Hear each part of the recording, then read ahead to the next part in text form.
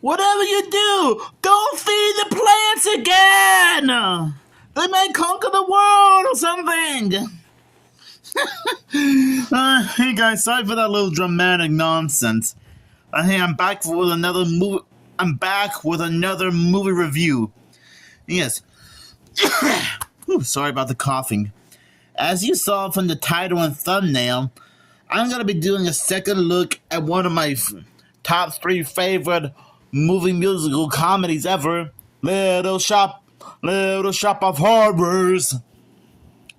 Now, if you guys have saw my original review of this movie a while back, you probably got the drift.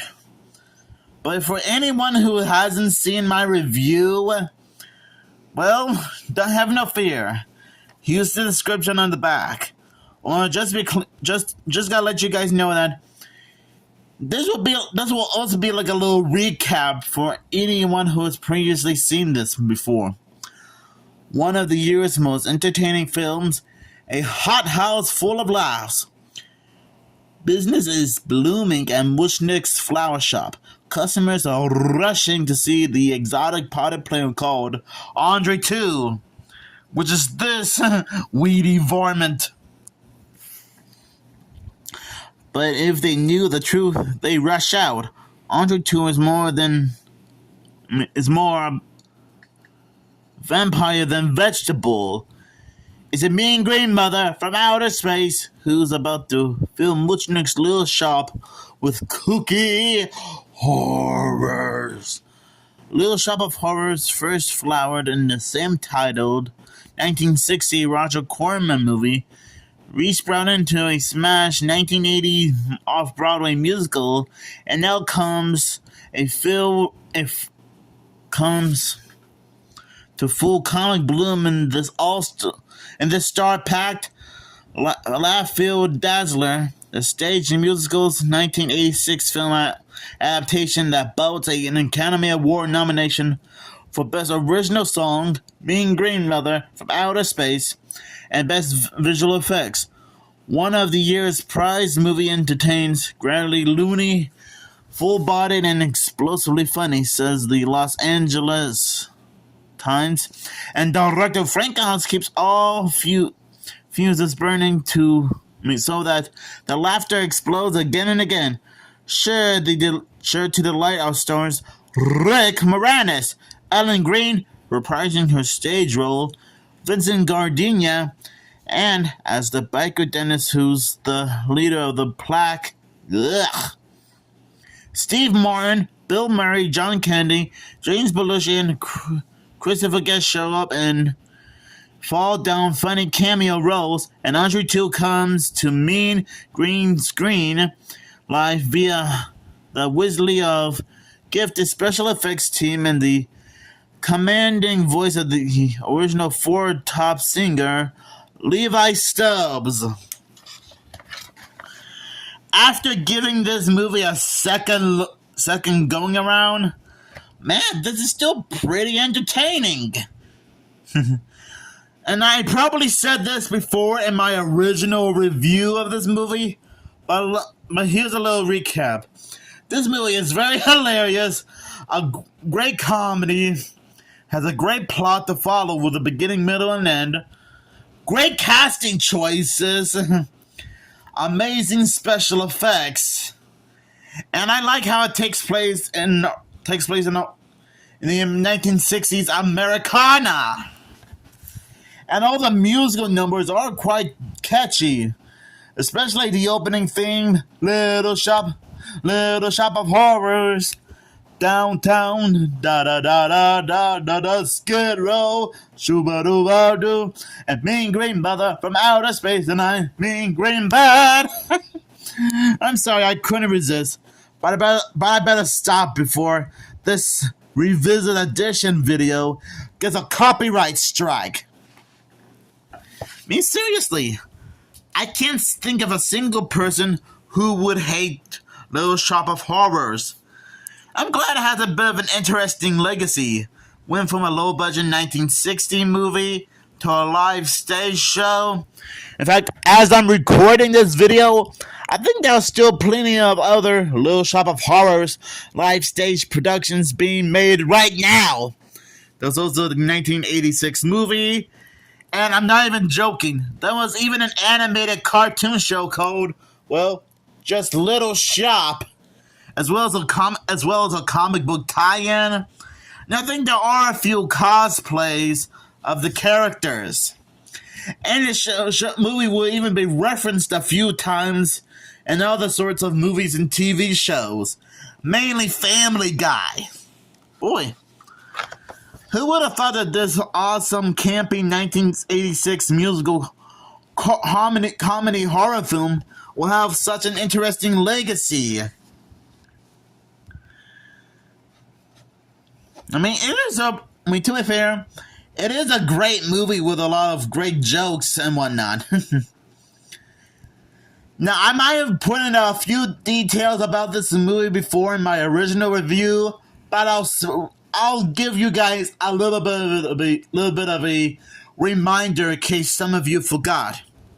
This movie is infamous for having more than one ending. Yes, like I probably said this before in my original review, but just in case you guys forgot, there was actually two different endings.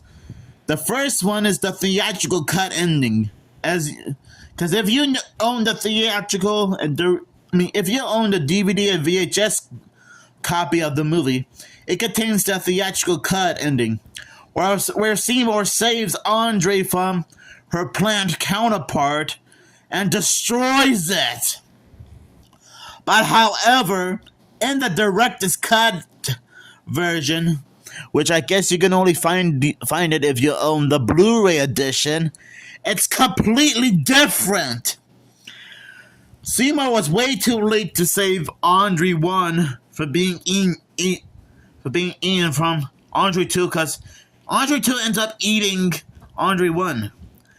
And when Seymour tries to confront the plant after he found out that it's got to take over the world with its offspring, Seymour tries to defeat Aundrey 2, but fails miserably, and Aundrey 2 eats Seymour alive. But I guess it doesn't end there. The plant allows itself to be sold all over the world, and when the time is right, they strike!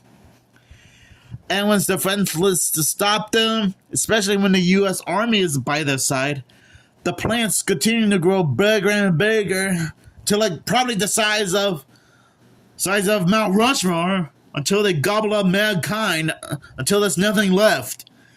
Man, the Martians from Mars Attacks got nothing on these guys.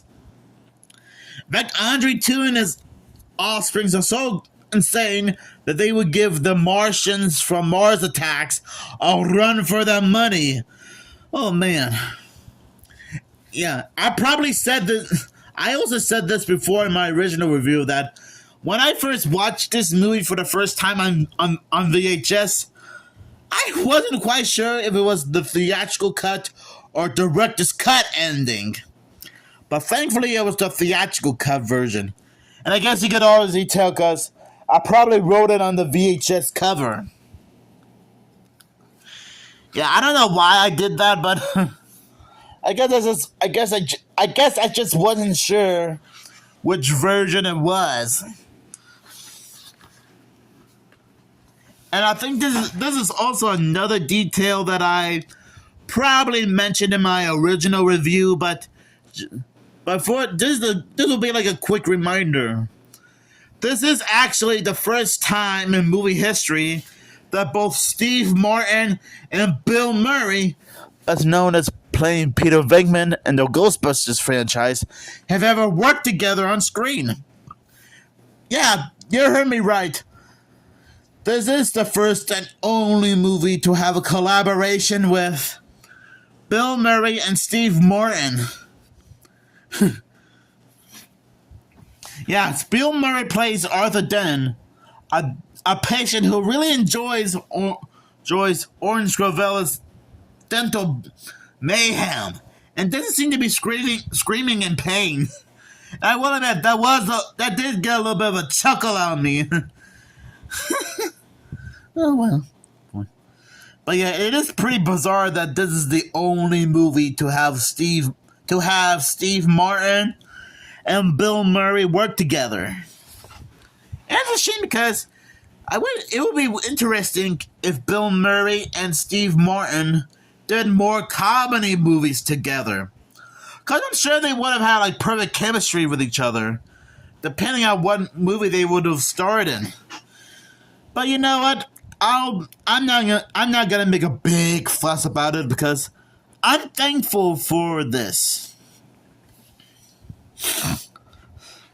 Yeah, I'm sure that everyone else on YouTube probably mentioned this before. Like I admit, Aundrey 2's design is pretty impressive.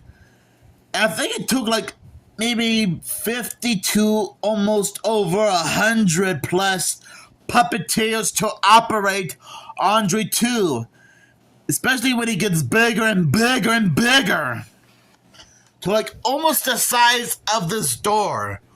Or almost as big as probably half my room.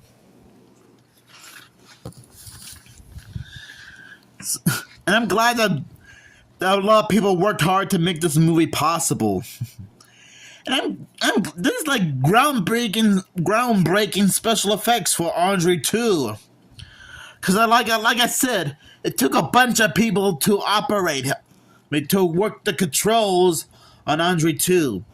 I mean, if this movie was made now, Aundrey 2 would have been entirely CGI. Which probably would have ruined the magic a little bit. You know, if I was gonna be in charge of making a new type of Little Shop of Horrors remake, I probably would have kept the puppeteer effects on Aundrey 2. You know, just to be respectful, you know. So yeah, overall, I think Little Shop of Horrors is still a fantastic movie musical comedy for all fans to enjoy. Whether you're a fan of cheesy B movies of the 50s, and 60s, musical comedies, or both, this movie is right up your alley. And like I said, it is one of my top 3 favorite movie musical comedies. Right up there with The Blues Brothers and The Rocky Horror Picture Show. So I'll give this movie 5 Aundrey 2s out of 5. Because that's how awesome this movie is. And you know, if I ever get a chance to meet either Rick Moranis, Ellen Green, or Steve Martin at some point, I might be able to ask them if they had like if they remember working on Little Shop of Horrors. Or better yet, if I ever get a chance to meet Bill Murray, I wonder if I might be able to ask him about Little Shop of Horrors, and I wonder if he remembers working on this at some point. Who knows? So yeah, this is still a fantastic movie for everyone to love. And I guess you can even watch this during the Halloween season, which is fine by me and my book. So thank you guys for watching this revisit edition / second look review of Little Shop of Horrors. And remember, don't feed the plants!